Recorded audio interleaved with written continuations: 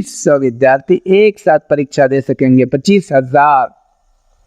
पटना के शक्तिधाम अग्रसेन मार्ग में स्थित श्री दादी जी सेवा समिति द्वारा अमर प्रेम भवन का निर्माण किया गया, जिसका उद्घाटन मुख्यमंत्री नीतीश कुमार ने किया। इस भवन का निर्माण जरूरतमंद लोगों की सेवा के लिए किया गया है। अमर प्रेम भवन अग्रसेन मार्ग में स्थित श्री दादी जी सेवा समिति द्वारा, किसके द्वारा? दादी जी सेवा समिति। इस जरूरतमंद लोगों के सेवा के लिए है अमर प्रेम भवन। बिहार के कैमूर जिले में स्थित दुर्गावती जलाशय में पर्यटन विभाग एवं पर्यावरण विभाग ने रिवर सफारी शुरू करने का निर्णय लिया है। ये बिहार का पहला रिवर सफारी होगा जहां जंगल और नदी दोनों का आनंद लिया जा सकता है। कहाँ? दुर्गावती जलाशय में, कैमूर जिले में। ये ध्यान रहे आपको।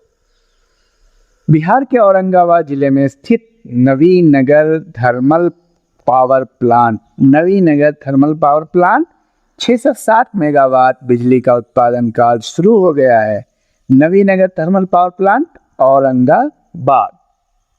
हाल ही में बिहार के 3 जिलों शिवहर, सीतामढ़ी, मुजफ्फरपुर को धूम्रपान मुक्त घोषित किया। देखिए दोबारा रिपीट हो गया।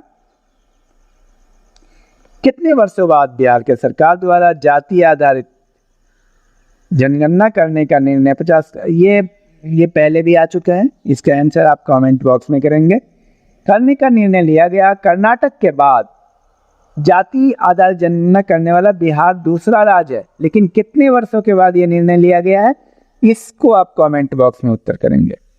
कर्नाटक के चित्रकूट में आयोजित एक कार्यक्रम में बिहार के तत्कालीन उप मुख्यमंत्री श्रीमती रेणु देवी को भी भागीरथ श्री सम्मान प्रदान किया गया। कर्नाटक के चित्रकूट में 2 जून 2022 को बिहार कैबिनेट ने जातिगत जनगणना कराने का निर्णय लिया।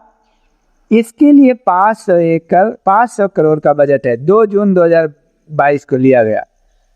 3 जून 2022 को स्वर्गीय जॉर्ज फर्नांडिस की जयंती राजकीय समारोह के रूप में मनाई गई तथा मुजफ्फरपुर में सिटी पार्क में उनकी प्रतिमा का अनावरण किया गया। उन्मुखीकरण कार्यक्रम मुख्यमंत्री नीतीश कुमार ने पंचायती राज संस्थाओं के नवनिर्वाचित जनप्रतिनिधियों के लिए इस कार्यक्रम की शुरुआत की। हाल ही में लालू प्रसाद यादव के 75वें जन्म दिवस के अवसर पर श्रवण कुमार सिंह द्वारा लिखित पुस्तक गरीबों का मसीहा जारी किया। श्रवण कुमार। कांवड़िया यात्रा 2022 ऐप बिहार।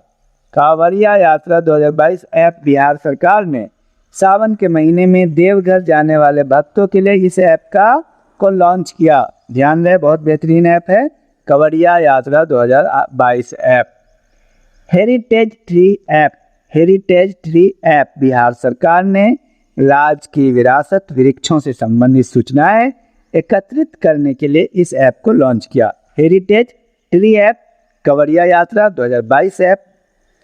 जून 2022 को बिहार राज्य के पटना में केंद्रीय सड़क परिवहन एवं राजमार्ग मंत्री नितिन गडकरी और राज्य के मुख्यमंत्री श्री नीतीश कुमार ने महात्मा गांधी पूर्वी छोर का लोकार्पण किया। महात्मा गांधी सेतु नए रूप में 5.575 किलोमीटर तक 2 लेन में बनकर तैयार है, जो स्टील से बना है। अब भारत का यह सबसे लंबा स्टील ब्रिज के रूप में इसकी पहचान हो रही है। सबसे लंबा कितना है ये?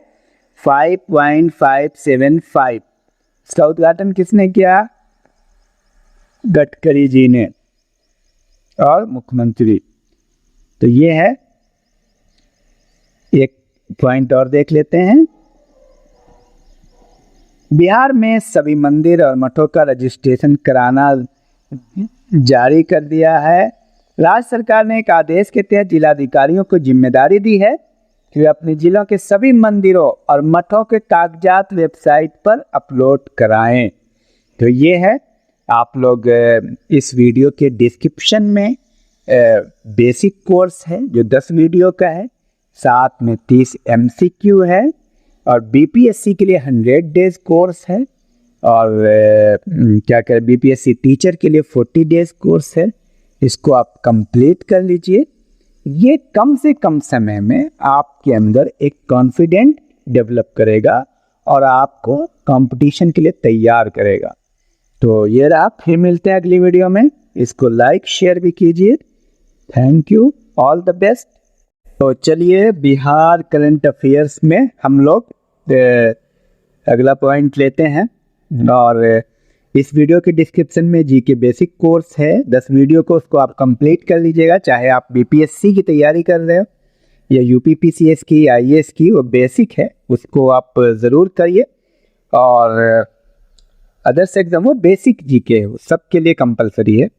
और बाकी उसके बाद अलग अलग सीरीज़ है, हिस्ट्री की, पॉलिटी की, ज्योग्राफी की, इकोनॉमिक्स की, जिसमें चैप्टर वाइज सारे काम हुए हैं। हिस्ट्री में जैसे हड़प्पा सभ्यता से आधुनिक काल तक है, उसी तरह पॉलिटिकल साइंस में पूरा प्रस्तावना से लेकर के सारी चीज़ें हैं, राज्य उसका, संघ उसका, राज, क्षेत्र, मूल अधिकार, ये सारी चीज़ें चैप्टर वाइज है। चलिए, बिहार और एक और खिताब अपने नाम करने जा रही है। अब प्रदेश की बरौनी रिफाइनरी से एविएशन टरबाइन फ्यूल का उत्पादन शुरू किया जा रहा है। एविएशन टरबाइन फ्यूल कहाँ से किया जा रहा है? बरौनी रिफाइनरी से। ठीक है। बिहार में पहली बार पटना जू में बिहार राज्य प्रदूषण नियंत्रण परिषद की ओर से क्लाइमेट चेंज लर्निंग लैब की स्थापना की गई है। कहाँ? क्लाइमेट चेंज लर्निंग लैब जू में किया गया, पटना जू में। पटना जू अगर नहीं देखे हैं तो एक बार देख लीजिए, घूम लीजिए, अच्छी जगह है, मज़ा आएगा। लैब का उद्घाटन पर्यावरण एवं जलवायु परिवर्तन विभाग के मंत्री ने किया। ये लैब जलवायु परिवर्तन के विभिन्न पहलुओं पर आम जनता को, विशेषकर स्कूली बच्चों को जागरूक करेगा। बिहार सरकार ने जमुई जिले में देश के सबसे बड़े स्वर्ण भंडार के अन्वेषण की अनुमति देने का फैसला किया है। देश के सबसे बड़े स्वर्ण भंडार के अन्वेषण की अनुमति देने का फैसला किया है। कहाँ? जमुई में। ये सब याद रखना है। बिहार में 22.28 करोड़ टन सोने का भंडार है, जो देश के कुल स्वर्ण भंडार का 44% है। बहुत बड़ी बात है। ये जमुई डिस्ट्रिक्ट में है। महिला एवं बाल विकास निगम ने पटना में बिहार के ग्रामीण परिवेश की महिला उद्यमियों को उनके द्वारा उत्पादित विभिन्न प्रकार के सामग्रियों को बेचने के लिए उड़ान आर्ट एवं क्राफ्ट शॉप प्लेटफॉर्म उपलब्ध कराया। उड़ान आर्ट एवं क्राफ्ट शॉप का प्लेटफॉर्म। हाल ही में सरकार ने यह घोषणा की कि बिहार सरकार में तैनात किसी भी स्तर के कर्मियों के लिए दूसरी शादी तभी वैध मानी जाएगी जब वह उसके लिए पहले से सरकार की अनुमति ले ली, यानी दूसरी शादी के लिए अनुमति लेना आवश्यक है। बक्सर के गुमराव में नील गाय शोध संस्थान बनाने के लिए कृषि विश्वविद्यालय ने हरी झंडी दी। बक्सर के गुमराव में नील गाय शोध संस्थान। गोपालगंज जिले के थावे में बिहार का पहला ऑक्सीजन पार्क बना